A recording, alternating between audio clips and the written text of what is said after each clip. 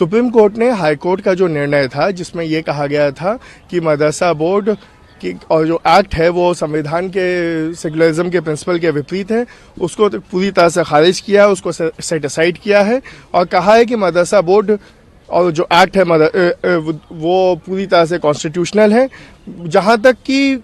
कामिल और फाजिल डिग्री का सवाल है, जो कि हायर डिग्री होती है ग्रेजुएशन लेवल की, उस पे उन्होंने कहा है कि ये मदरसा बोर्ड कन्फर नहीं कर पाएगा, लेकिन मुंशी, मौलवी और आलिम की डिग्री जो 10वीं 12वीं के बराबर होती है उसकी पूरी वैलिडिटी रहेगी। ये बहुत बड़ी राहत है क्योंकि बहुत टीचर्स का, बहुत स्टूडेंट्स का भविष्य अधर में आ गया था। हाई कोर्ट ने यह भी ऑर्डर दिया था कि इनको स्कूलों में लेके जाइए, मदरसे के बजाय इनको सरकारी स्कूलों में वो कीजिए। यूपी में सरकारी स्कूलों के हालात हम सबको पता है, साथ ही साथ इतने सरकारी स्कूल भी नहीं हैं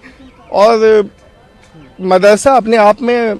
हम उर्दू से हट के अगर उसका ट्रांसलेशन देखें तो उसका मतलब ही स्कूल ही होता है। तो वो जो भविष्य अधर में लटक गया था, अब उस पर एक फाइनल निर्णय आ गया है और उनके लिए भी और मदरसा बोर्ड की तरफ से भी वी वेलकम द डिसीजन। जी, हम जो मदरसा बोर्ड ने जो प्रिस्क्राइब किया है जो करिकुलम, वो एनसीईआरटी और यूपी बोर्ड के बराबर है, जहाँ तक कि इंग्लिश, हिंदी, साइंस, मैथमेटिक्स, इन सब का, ज्योग्राफी, इनका सवाल है। बस एक अलग से इस्लामिक इंस्ट्रक्शन दिया जाता है जो कि एक संवैधानिक अधिकार है जनता का, जो मुस्लिम है खास करके उनका, कि वो उसकी एजुकेशन पाएं, तो उसको मेंटेन किया हुआ है और उसमें कोई बदलाव नहीं है। देखिए, अभी डिटेल जजमेंट आएगा, अभी प्रोनाउंसमेंट ही हुआ है और प्रोनाउंसमेंट में उन्होंने सीधा पूरी तरह से उस जजमेंट को सेट असाइड किया है, कहा है कि वो सेकुलरिज्म के कॉन्सेप्ट के विपरीत नहीं है और हम इस फैसले का बहुत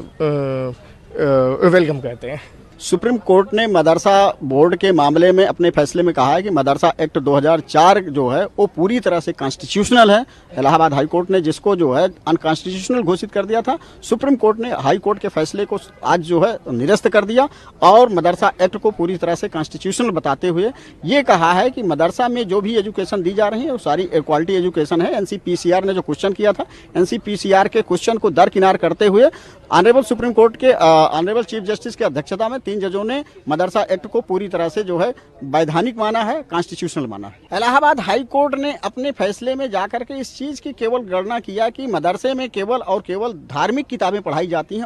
उससे हट करके कोई भी किताब नहीं पढ़ाई जाती है, जिसके आधार पर इलाहाबाद हाई कोर्ट ने मदरसा एक्ट को अनकॉन्स्टिट्यूशनल घोषित कर दिया था। लेकिन जब सुप्रीम कोर्ट ने सारे पक्षों को सुना तो मदरसा एक्ट में सारे प्रोविजंस मेंशन है कि सारे सब्जेक्ट पढ़ाए जाते हैं, इसलिए ऑनरेबल सुप्रीम कोर्ट ने इलाहाबाद हाई कोर्ट के फैसले को निरस्त करते हुए मदरसा एक्ट को कॉन्स्टिट्यूशनल घोषित किया है और इसके साथ साथ सरकारों को